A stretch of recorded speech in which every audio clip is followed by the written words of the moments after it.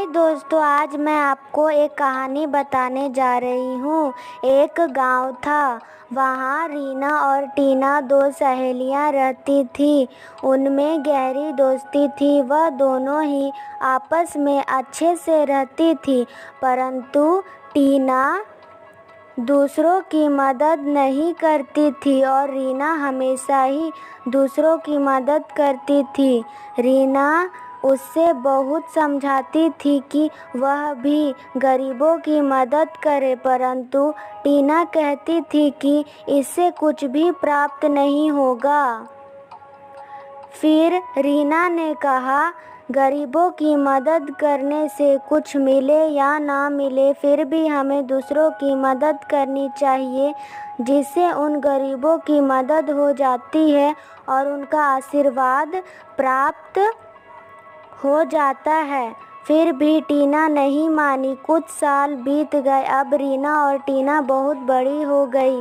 रीना ने अपने जीवन में परोपकार ही करती रही और टीना हमेशा ही दूसरों को दुख देती रही। एक दिन एक बूढ़ी औरत टीना के घर आई और कहा, मैं गरीब हूँ, मैंने 2-3 दिन से कुछ नहीं खाया है, मुझे कुछ खाने के लिए दे दो। परंतु टीना ने उसे साफ मना कर दिया। फिर वह बूढ़ी औरत रीना के पास गई और यही बात उससे भी कहा कि मैं 2-3 दिन से कुछ खाई नहीं हूँ, मुझे कुछ खाना दे दो।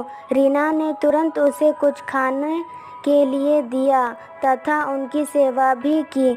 उस बूढ़ी औरत ने उसे एक जादुई मटका दिया और कहा, यह जादुई मटका है, इसे तुम जहाँ भी रखोगी वहाँ सुख समृद्धि का वास होगा और इस मटके से तुम दूसरों की मदद भी कर सकती हो। फिर वह बूढ़ी औरत एक देवी बन गई। फिर उसे यह मटका देकर चली गई और उसे आशीर्वाद भी दिया।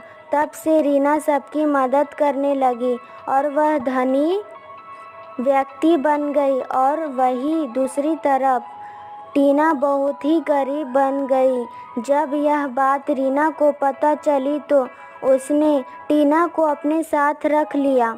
इसके बाद टीना को बहुत पछतावा हुआ।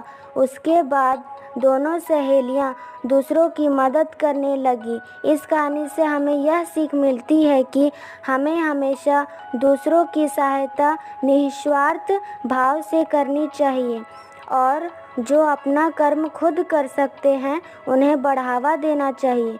इसी तरह अमेजिंग स्टोरी के लिए हमारे चैनल को सब्सक्राइब ज़रूर करें।